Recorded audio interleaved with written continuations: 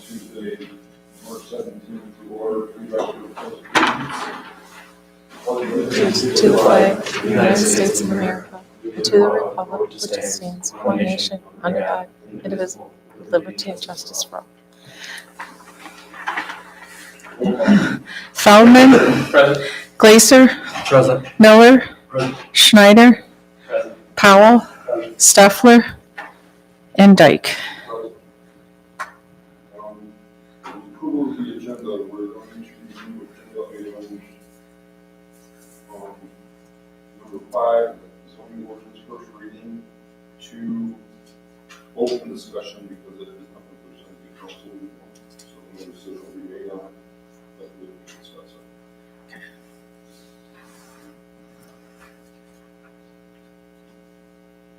Any other additions or deletions from tonight's agenda? Being that all, entertain a motion to approve the agenda as presented. So moved. Support. Motion by Councilmember Snyder, supported by Councilmember Feldman to approve the agenda as presented with the one modified change. All those in favor say aye. Aye. All those opposed, same sign. Motion passes by all councilmembers, unanimously by all councilmembers present. Communications east-west and clear reconstruction update.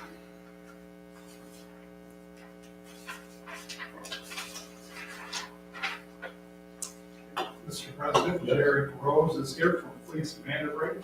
He is the overarching engineer in charge of this project, and he is, at per your request, he's giving you an update on timeline and status of the plans, all that important stuff. So, Jerry. All right, thank you. Yep, Sheriff Rolls, Police in Vanderbrink, definitely wanted to come out tonight. It's been a minute since I gave you guys an update where the project stands, and also to see if anybody had any questions. Did you get a chance to pass out the modified? It's time schedule, yes. Yes, all right, perfect. Copies will be there. So, on this project, everything seems to be taking a little bit longer than we anticipated, both in engineering, moving into the replacing the sanitary sewer along East St. Clair, to shifting to replacing all the curb and gutter on West St. Clair, and now rehabbing most of the pavement on the west end out of the curb and gutter section into the road, kind of tilting every direction as you go through there. Sometimes it's to the north, sometimes it's to the south. Not Randy. The lights are on. It says they're on, right? That's the issue. Which one?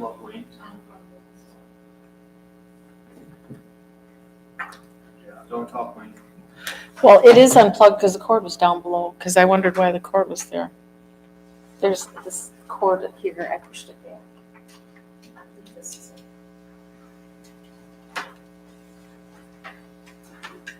Nope, that's the cord to the unit itself.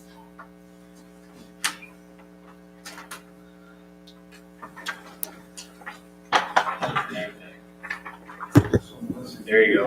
You got power now.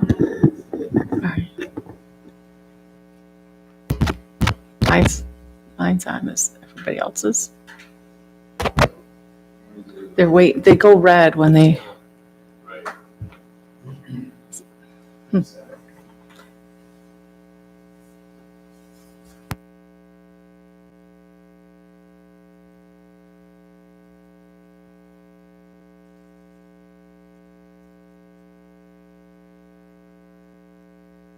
A lot of experience with this technology yet. When Yeah. has it Oh, issued? it's working now. Okay. There we go. All right. Sorry about that. Good. Power down, reboot. Can you start all over? Want me to start all over? Sure. All right, mine is on now too, so. All right, we'll start over. So, an update on the East and West St. Clair Street project. As I mentioned, everything's taken a little bit longer than what we anticipated going into this project, both on the engineering side and on just actually receiving your grant from the EPA. On the engineering side in East St. Clair, we of course added the sanitary sewer replacement, which is a good thing because we're replacing everything else. We're building a brand new road. The sewer is old, and looking at some of the reports today, it certainly needs some attention. West St. Clair, we moved into replacing all the curb and gutter. We're going to do a mill and resurface and some rehabilitation versus a reconstruct on that part, just to save some cost. But we are looking at replacing all the curb and gutter through there because some of it's starting to tilt back, some tilts forward. There's some that could be saved, but the mass majority of it's in pretty poor shape. And then down at the very west end, the pavement right now kind of slopes to the north, slopes to the south. You kind of go back and forth as you ride through there. So looking at removing that pavement, keeping the aggregate base, reshaping it, and then repaving. So full depth pavement replacement down there. As far as the grant goes, I mean, this is fiscal year 23 funding, and here we are in 26, and we're still working on getting the grant from the EPA. But talking to Dale, it sounds like we think we're getting close. We're going to try to hit the apply button tomorrow sometime. Again, it's been a long process, and then hopefully from what they told us 6-7 months ago, it should be about 30 to 45 days max before they will approve the grant. So we will revisit that with them tomorrow, hoping to get kind of a firm schedule on that. So we did give you an update here, a new milestone schedule. Some things have shifted. If you remember seeing one probably last fall, we were looking at starting the underground, hopefully right about now in March. Then we shifted a little bit to April, and now we're moving it again. So looking at where we are in the process, engineering is getting really close. I do expect to be able to advertise this project hopefully in about a month. So let's say middle of April, maybe a little bit before, because I really wanted to come to you guys at your second meeting in May for consideration of the award. That would give the contractors 5, 6, 7 weeks. I really don't see this project getting started until July. Looking at what contractors have lined up for spring work right now. I have talked to a few of them. There's not a lot seems like there's a little bit of a shortfall right now in the public work. So a lot of them do have some private projects lined up for the spring, but there looks like there's still some capacity in the midsummer into the fall. So I think we still got time to get the project done. We just got to hope that we get enough interest with the work out there. How realistic is it to start the road construction in November? Start it in November? Yeah, well, it says right now, road construction, starting in September, hopefully completing it by November. I apologize, not starting, but I mean, not too much road work in Michigan in November, December, a little bit later. I mean, if we have a pretty warm November, right? But I mean, right. Yep. We get to about Thanksgiving. The only reason I put it that way is, should there be another delay, which for this project would be par for the course, does that potentially kick us to road construction doesn't actually begin until next year? It could. Okay. I mean, with the grant, that's a question we're going to ask too. It's not like this project has to be done this year. I mean, we all wanted to get done this year. We'd have to visit, is it worth looking at getting, say, West St. Clair done this year and East St. Clair next year, splitting the project in 2 seasons? Should we do that, or do we want to keep it all together? So I think we'd have to put some thought into that one and see what might be best cost-wise, and just, obviously we don't want to tear up the town for 2 full summers. Right. You don't have to. That's what I'm looking at, is even one more additional delay of even a month, it starts to become not feasible if you'd be able to do it this year. Yep. Okay. Yep. I think July is kind of you got to get started in July. Mm-hmm.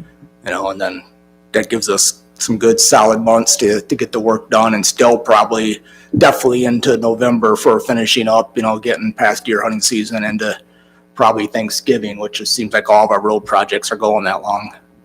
Well, and if I might, Mr. President, we can also not finish the project. What they call substantial completion is a point where, let's say, the utilities are in, curb and gutters down, you've got the stone in, graded, compacted.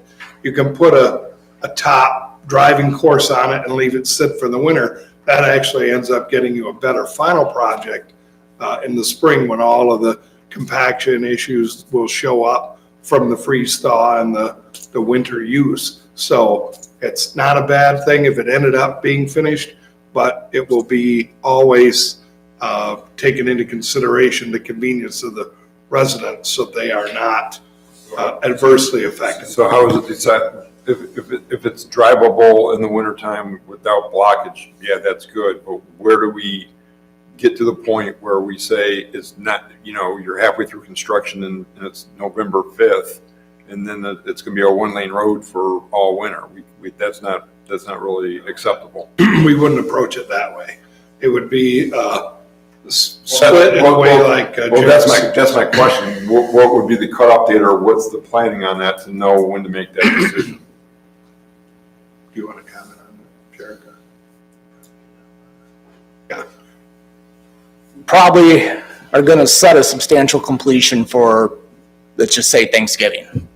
So if we're not going to achieve that, the contractor is going to give us a schedule. So it's something we're going to have to approach along the way.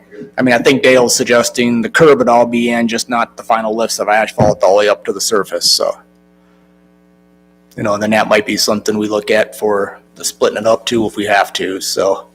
Well, and one of the things we'll have in our contract is liquidated damages if they're not done on time.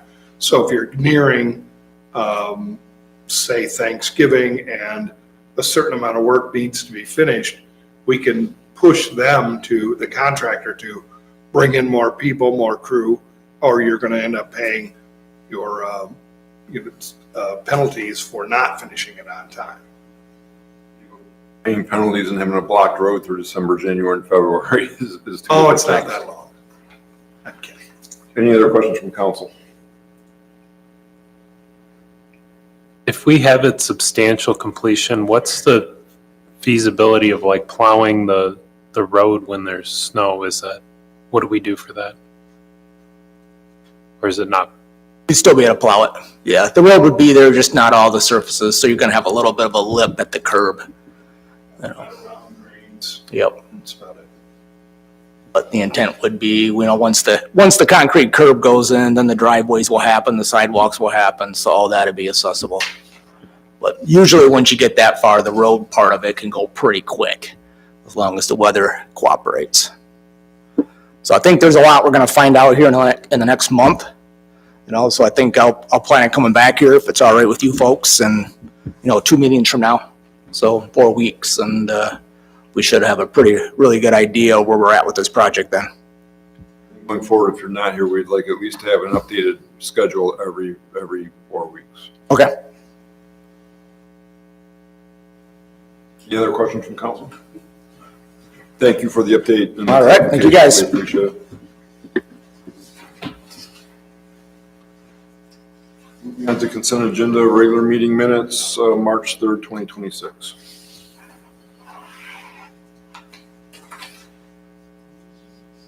Definitely did have 2 corrections.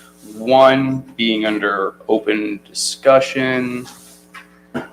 Just make sure that didn't get fixed. Yeah, President Pro Tem Steffler, not Scheffler. So that would be one. The other one, if it's all right with council, I would just prefer that we continue to represent these minutes the way that we've kind of always done before, which would be a good example, Randy, would just be to look at the last one I found, the most recent one. If you look at July 15th of 2025's meeting minutes, was another time we went into closed session for a similar situation. Right now you're representing it as we made an amendment to the agenda. We didn't. There was no motion to make an amendment to the agenda. We did come out of closed session and make a motion, which was passed. And the way that we've represented that before is the regular agenda would stay the regular agenda. And then that section that you have under closed session, it just says when they came out of closed session, the same type of presentation you have came out of closed session and then a motion was made for the exact same purpose. It's represented under closed session, representing that it came out of closed session. We didn't go back and amend the agenda. It'd be too late to do that anyways. It completed the regular agenda. And the way that the formatting for how we do that, and the course of how we've always done that previously, a good example, like I said, is the July 15th, 2025 meeting. The verbiage is fine. It's just, it kind of is a little bit misrepresentative of how it actually played out in reality. And those are the only modifications I had for The you. motion was not mentioned in the minutes. What's that? The motion is missing from the minutes. Unless my version. No, it's under regular agenda, that's why. Okay. Gotcha. And that's what I'm Okay, saying is, okay, gotcha. exactly, yes, Okay, it okay. should be, that motion Yeah. should be under closed session. Gotcha. You got it. Anybody else on meeting minutes?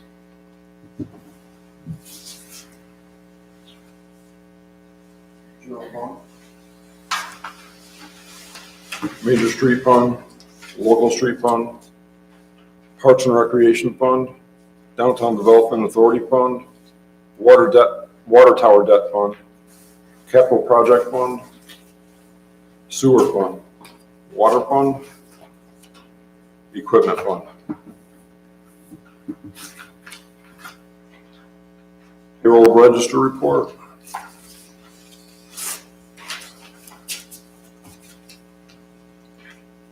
Water report.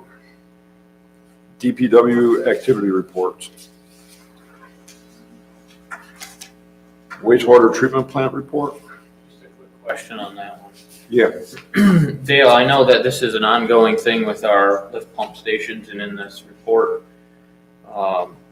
Clinton mentioned that on, trying to find the date, February 16th, they pulled a bunch of rags out of one of these lift pump stations. Same Jonathan lift pump that we've had problems with before with stuff getting stuck in there. 2 days later, we have a burnt up contactor. 99% chance related to rags being stuck in it. The question I have is, did we send people that live in that area a memo or anything saying, if this keeps happening, you guys are gonna get assessed the cost of one of these lift pumps? That is exactly what we did about a year ago, when we had the complete failure of both those pumps because of significant rags. It's either 8 or 9 homes on that lift station. So there's a very small group of who could be contaminating it with the rags that are jamming up the pumps after so much time. Some get through, but then they shred, they wrap on the impellers. My belief was that the rags collected, drove the machine to run harder because it couldn't move the flow without running harder or faster, and overheated. Then I looked at the relays. I had Clinton bring them to me, and the relays were actually like they had been under a blowtorch. They actually had vibrated out of position with the on and off switching. So they weren't new by any stretch. They appeared to be 20 plus years old. So I kind of changed my opinion a little bit on how they ended up burning up, but you're right. Independent of all of that, those pumps shouldn't be receiving these rags. And if it continues, we've already notified the residents, they will have to be special assessed for the cost, because the rest of the residents shouldn't have to cover the cost of their doing inappropriate things to the system. So we'll give them another notice, some pictures maybe, and maybe even do a door-to-door to say, hey, if this is you, your neighbors are gonna figure it out, because it's not them. So. Okay. Thank you. You agree with that? Yeah. Anybody else on wastewater treatment plant report? OEO report, police report, clerk treasurer report, financial position report, SRO report, DDA report, building report. There are no other questions in regards to the consent agenda, I'll entertain a motion to approve the consent agenda. Support. Motion by Councilmember Schneider, supported by Councilmember Powell to approve the consent agenda as presented. All those in favor say aye. Councilmember Miller, my apologies. Sounds like Mr. Powell. Correct that to Councilmember Miller as the second to approve the consent agenda as presented. All those in favor say aye. Aye. All those opposed, same sign. Motion passes unanimously by all council members present. Now is the time on our agenda for public comment for any agenda item. Do we have any public comment tonight? Being none, we will move on to our regular agenda. Resolution 2026-03-03 installment purchase agreement. Manager or clerk, who's handling that one? I'll take it in the beginning anyway. Mr. President, the plan in our budget was to purchase an additional police vehicle with the full staffing that we're getting close to. Demand on the vehicles is greater. We're definitely finding how one problem can easily turn into two vehicles being off the road. And now all of a sudden we have 3 vehicles serving 5 full-time officers that are working through the day. We've had great news with our Durango, as you know, but we still needed an additional vehicle. This vehicle matches the ones that we have. We were able to get what I think is great pricing, and the delivery of the vehicle was to be done for free. So we have in front of you the purchase of a new Ford Explorer with the EcoBoost motor system that will match our existing vehicles. It's the right color. Everything about it fell right into place for us. It is a 2025, and that's why we're getting special pricing.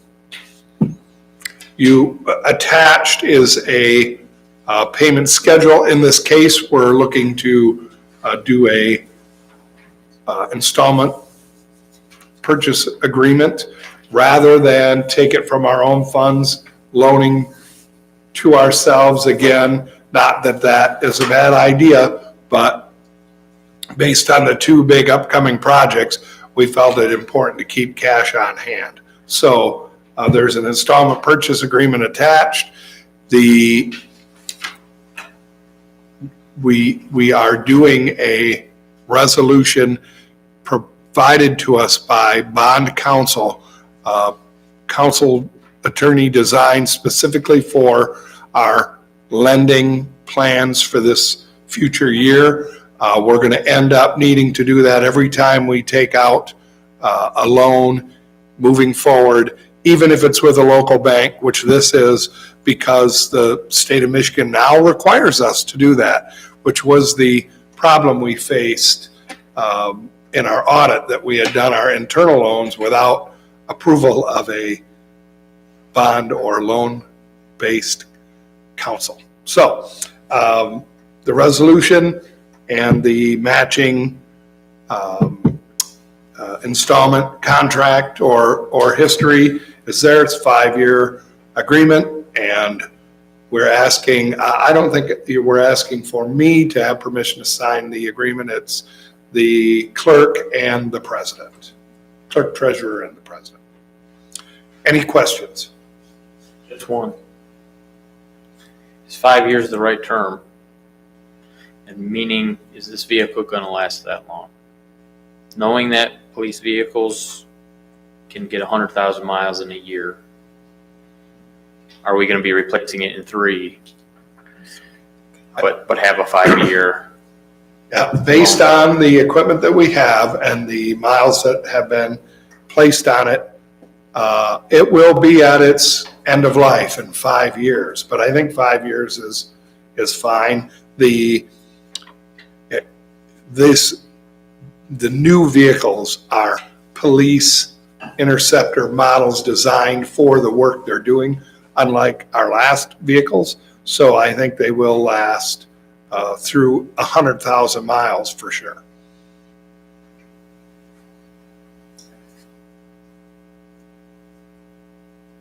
Any other questions from council?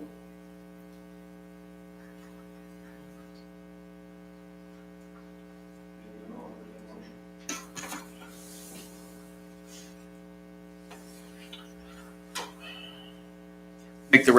motion. I'll make the motion that we approve resolution 2026-03-03 for the installment purchase agreement of an additional police vehicle. Support. Motion by Councilmember Snyder, supported by Councilmember Brown, to approve resolution as stated on the record. Roll call. Schneider, Aye.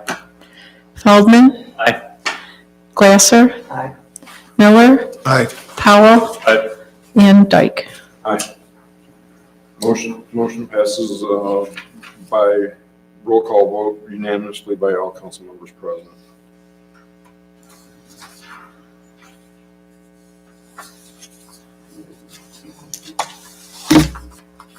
Item number 2, reappointment of Melissa Snyder to the DDA board.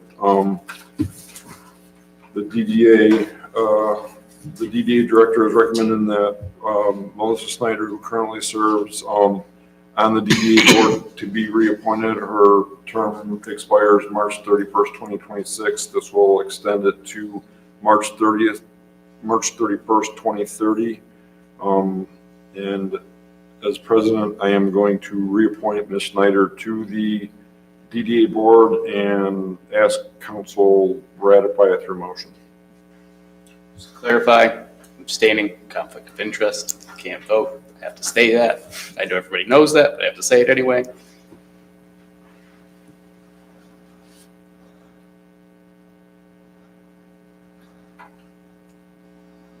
Do I have a motion to ratify?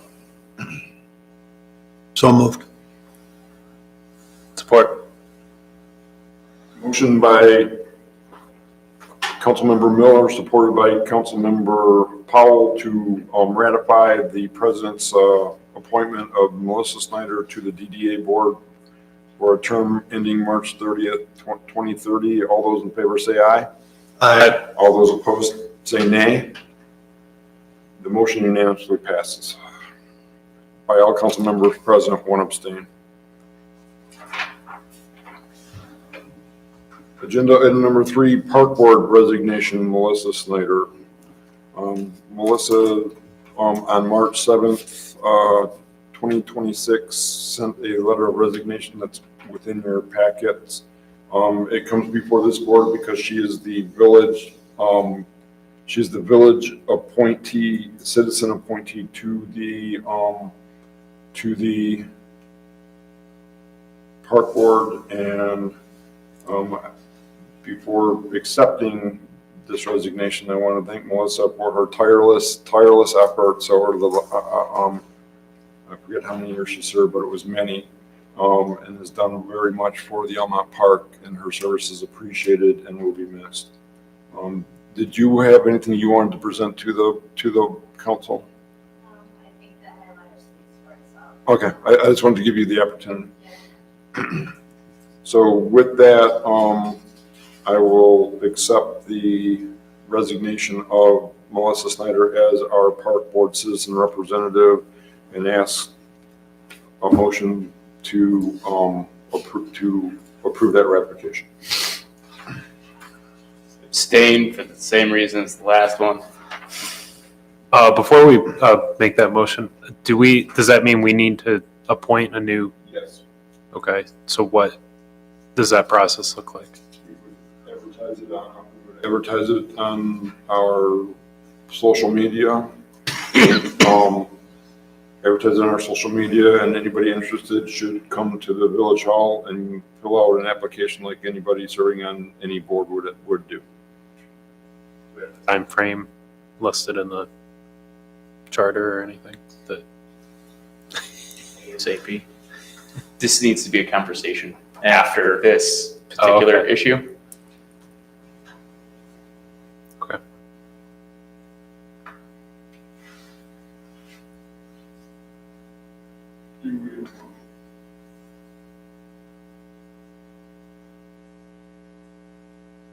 guess I'll begrudgingly make the motion since this is what you're asking for. To accept the resignation of Melissa Snyder from the park board. Support. Motion by Councilmember Feldman begrudgingly, not the motion, but the acceptance. Supported by Councilmember Glosser to accept the resignation of Melissa Snyder as the village citizen appointee to the village park board. All those in favor say aye. Aye. All those opposed, same sign. Motion passes unanimously by all council members present with one abstain. All right, now that we're outside of that, we have an ordinance, as so does the township. They mirror each other. The ordinance is what controls the park board functions. There is no time frame. The township hasn't appointed its, as they're calling it, citizen at large, but their community member. They haven't appointed their community member in, we honestly don't know how long. And they just at their last meeting mentioned that they also need to advertise and do it. So there's no controlling time frame. There's just that each board shall appoint one of their own board members and shall appoint one of their own citizens. That's what gives you your 4 starting members. Then those 4 starting members can then appoint additional citizens on their own. So each time either a board member of either board or a citizen resigns or needs to be replaced, it goes in front of that board for those key 4. The other ones are all dealt with through the park board itself. It governs itself outside of those 4 key founding members. So that's the problem, is that now we don't have enough to even fill those 4 slots at this current moment. So advertisement by both village and township is going to start happening to hopefully get more interest and participation. I hope that clarifies how that works. Okay. And before we move on to the next topic, I just want to thank Melissa. I've had the pleasure of serving with her on the DDA for the last year and a handful of months. And she is always striving to make this community better. You cannot count the time that she's given to the community, the time she's given away from family to try to make this community better. And just as president of the Village Council, I want to thank you for the sacrifices you've made to try to make this community a better place to live. So it is appreciated and has not gone unnoticed. Agenda item number 4, equipment disposal. Manager Curbison. Yes, turns out that the little memo that was to be attached to this didn't end up in the packet, so that was at your seat this evening. What we are doing is looking to dispose of a Fisher 1.7 yard salt spreader and a tandem axle trailer. Both of these pieces of equipment were purchased because they were available and potentially usable for the village. They weren't necessarily directly sought after, but they were found to be available and purchased. They've been used for a number of years. The end result of the trailer not being necessarily functional for us is that its size precludes its use, because it's size for something as large as a backhoe, but we need it for something as small as a pair of lawnmowers and or our new Mahindra tractor, much smaller units that we want to move around with them to save on the wear and tear of the equipment. So, and the access onto that trailer is so great because it's a high unit. We want to have a trailer that has much more appropriate access on and off the trailer itself. So, end result is the big trailer doesn't really work for us, so we're thinking we can sell it at this moment for probably more than we actually bought it 4 years ago. There's a lot of demand, so on our GovDeals site, we think it will draw quite a bit of interest. The 1.7 yard salt spreader has been functional, but its relay that operates it is external, and it keeps failing due to the weather and the material that's being put on it and so on. So the guys, they fixed it, replaced that unit that makes the spinner go and so on. It works. Now's a good time to sell it. It doesn't work in a sense that none of our equipment fits a 1.7 inch or 1.7 yard dump. So we're always dumping salt over the entire unit and the truck because we can't get it in a way that there's a bucket the right size. So we would like to end up going out and budgeting for buying a new salt spreader, probably a stainless steel that will end up that fitting in the back of one of our trucks that'll hold 3 yard minimum of salt, and a trailer that is either what they call a beaver tail for easier access in and out of the trailer for the equipment we want to move with it, or something that is specific for the equipment that we are moving around with that trailer. So all that being said, we're asking for permission to put those two up for sale, and then you'll see budgeting or proposals on those other items down the road. Any questions from council in regards to the auction items?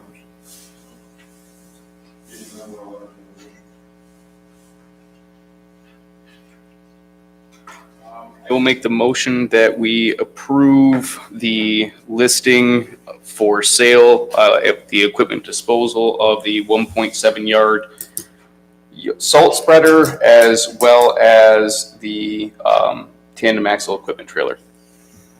Support. Motion by Councilmember Schneider, supported by Councilmember Feldman to, as stated on the record for the auction item. All those in favor say aye. Aye. All those opposed, same sign. Motion passes unanimously by all council members present. That concludes tonight's regular agenda. Now's the time for public discussion for any item not on the regular agenda. Do we have any public discussion tonight? Being none, open discussion, village ordinance 193.9 updates.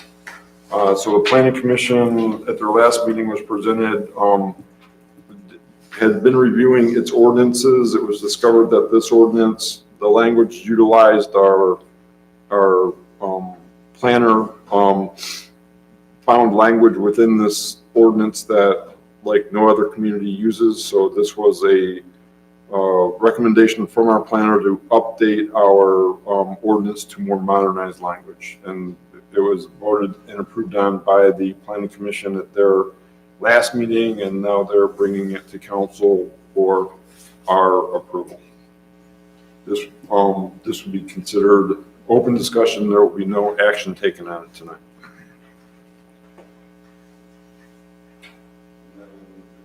Issues with it tonight, then we would go to first reading on the agenda at the next council meeting. So it's just purely a verbiage update. Are we adding any nuance different to the ordinance itself? Or is planning commission asking for any nuance difference? Without giving too lengthy of an explanation, it's more of a modernization of the language with an intent to clarify how they do things, similar to how other municipalities do things. There was issues as to change of use procedures and other things like that came up last year that, in association with their planner, in discussing, even their planner was explaining, Caitlin was explaining, yeah, your language is outdated and confusing for businesses and for other people. Nobody else does it like this. There's more modern versions of this language. And then they've spent the next year essentially upgrading and modernizing their language. But so I wouldn't say this is that it doesn't have any effect. It's just an update of the verbiage. It's bringing it is a modernization of the procedure and the language associated with it is probably a better way of, or more accurate way of stating it to clarify. I don't want it to be misleading. But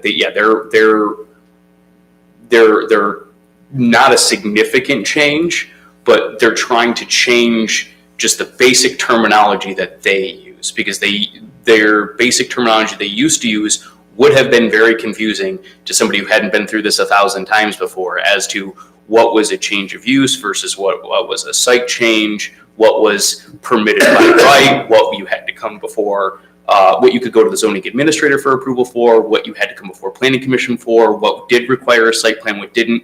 The categories were unusually labeled and made it a little bit difficult. That's for one of the reasons for why they're doing this. And then that in turn, when they worked out how they thought it should work, resulted in, again, our planners suggesting and recommending you should be doing a text amendment to the ordinance to modernize and correct this. So this is the result of numerous meetings and discussions as to that. Okay.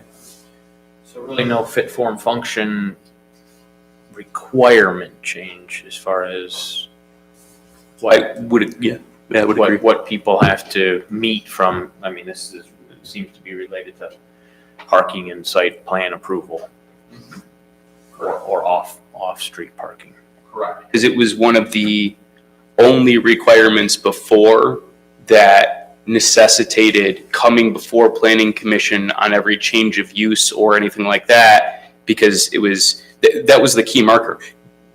What was clarified even by our planner was when somebody would have a potential change of use issue, there was never really a precedent for how it was handled. Each different village manager would have to contact Caitlin, they'd have to discuss it and go over it, and it's going, yeah, that's not how that's supposed to work. It's supposed to be very clear cut what it is and what it isn't. And the key defining factor was often a conversation about the number of parking spaces, because that's the way the text amendment had read. And they're going, and that's also unusual. And also with continuous parking issues in Almont, it also no longer makes any sense from the city planner's perspective, obviously from the planning commission's perspective as well, since this is their suggestion. I think we all have had our own opinions about parking here as well. So it would seem arbitrary to send people continuously on any type of application, having the only bar being a parking situation that not only seems irrelevant in this context, but also is going to be an ongoing issue. That's why they proposed it in this way. I hope I'm not misrepresenting. I'm not on planning commission, but I've watched many of the meetings, and that's what I think is a fair way of putting it. I think it gives the zoning administrator more clear cut and streamlined ways to be able to do the business. And somebody coming into town to do business without it having to come before small things that really didn't need to come before planning commission, coming before planning commission. Exactly. Would you agree with that, Mr. Moss? Yes, I would. It would have been. That was the intent of the change, to force conciseness, streamlining, and clarification. Yep, and keeping costs down too. I mean, you'd see a significant rise in the budget for the planning commission if we had to continuously have our planner reviewing needless change of use situations, because we're stuck here on this parking situation, and so that means you have to have your planner involved every single time. Whereas instead we have a zoning administrator that's already here, capable of dealing with it right away if he needs to.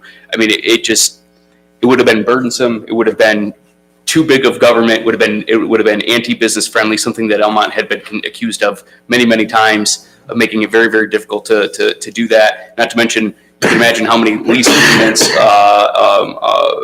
purchase agreements, all these types of things would get held up with waiting for approval, while you wait 2-3 months for it to go through planning commission, only so we can rise the cost of planning commission, only so we can end up saying, we're not going to enforce the 24 parking space requirement that we used to enforce 6 decades ago. Or, it just, altogether, it's a modernization and making it more efficient. Any other questions? Do we have consensus to move it to the agenda for the next meeting?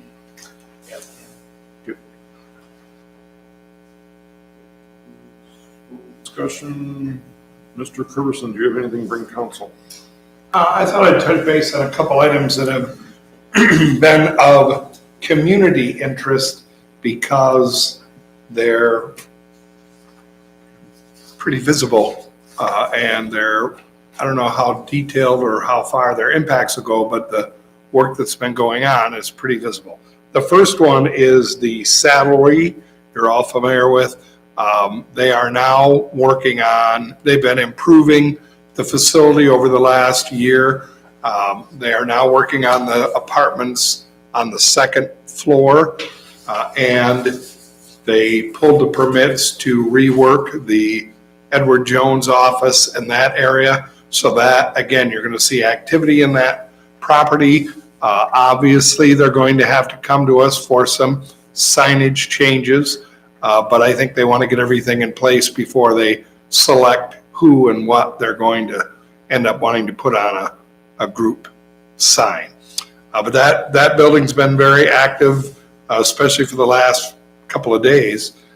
Then at the opposite end of town, the old mill has been under renovation.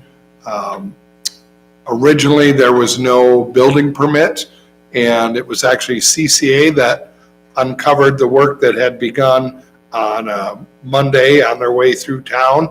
A stop to talk to the owners. They ended up coming in and talking to us. The entire building has been sided. There's a new roof, and they've been working on installing a new handicap accessible porch on the front. Almost the exact size of what was there, but what was there was never originally installed with footings. The new one was being installed with footings, but they weren't big enough as they were inspected today, so they're getting reinstalled. The debris and all the things in that area have been removed, and it will be a very attractive, functional facility. On the outside, that has all been approved with their building permits. Now they're going to be doing work inside, some bathrooms, potentially some overnight accommodations in the upstairs.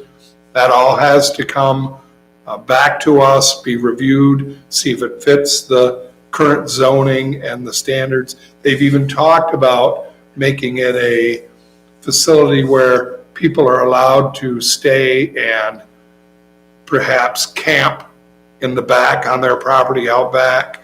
All these things are up for review, but I want you to know that we've been talking with them from the minute we knew they were there.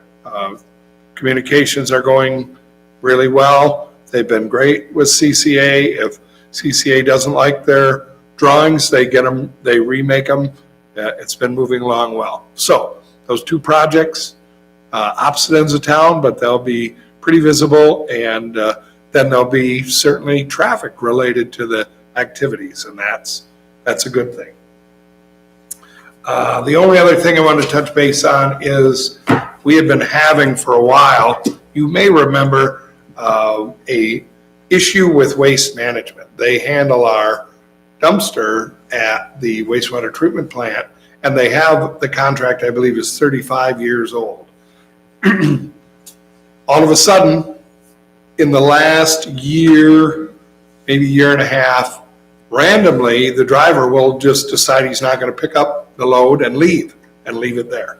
So I've talked to the local manager, and things were going along fine. Well, the beginning of February, he decided he wasn't going to pick up the plant, and it went 3 weeks in a row without being collected. I got a hold of upper management, senior account manager, and said, look, this is unacceptable. You have to deal with it immediately. And they did. It was picked up on Monday. Things are, I'm assured in writing that this will not happen again, and things will move forward as they always have. So again, that even had to be worked out over the weekend because they ended up trying to come and pick it up on Friday, but we were already closed. Then they came at 5 a.m. one day, and we still were closed, so they picked it up Monday. But things are back online. Any questions? Treasurer Lister, anything to bring to council?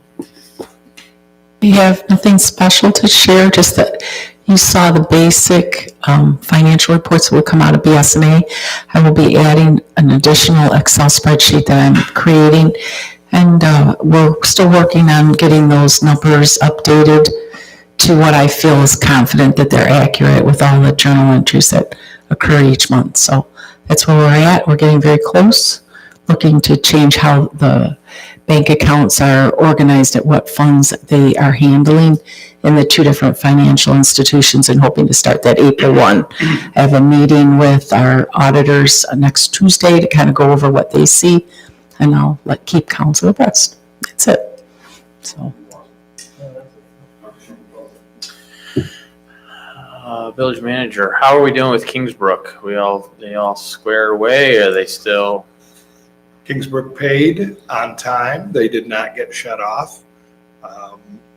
The new manager has requested that we establish a monthly payment schedule for them, one that will bring them online so that after the next several months, they will actually be able to not have a bill. Theoretically, they'll have enough in reserve each quarter to automatically round off or pay out the bill. That was an excellent sign on their part. We still have an ongoing lawsuit where they sued us over our water rates. Nothing has happened with it at all. So we have recently asked our attorney to drive forward and either determine that we're going forward with this case, or we ask for a summary disposition to dismiss it. So we'll see what happens. Kingsbrook has requested to meet with me to review expansion. And I have asked our attorney if it's appropriate for us to discuss such things while we're in litigation, waiting for that answer. So things are operating perfectly fine at the moment at Kingsbrook. And I really like the idea that they're looking at being proactive instead of reactive with their ongoing water bill.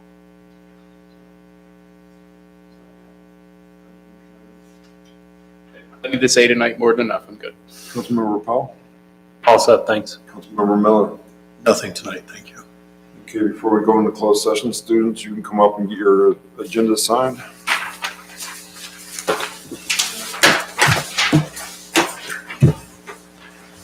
Hey neighbor, Hi, how are you? are you going to classes? Or Good. What are you doing day to day?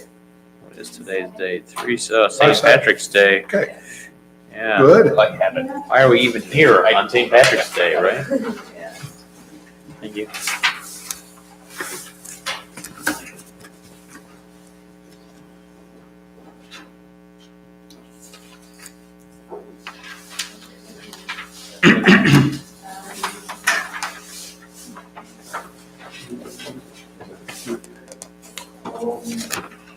Now we need a motion to go into closed session to discuss property acquisition. Do we have a motion? I'll make the motion that council enter to closed session pursuant to section 8D of the Open Meetings Act, MCL 15268D, to discuss the purchase of real property. Second. Motion by Councilmember Schneider, as stated on the record, to go into closed session, supported by Councilmember Feldman. Roll call. Schneider, Aye. Feldman. Aye. Gleiser. Miller. Aye. Powell. Aye. And Dyke. Can I have a moment to lock doors and all that good stuff? Okay.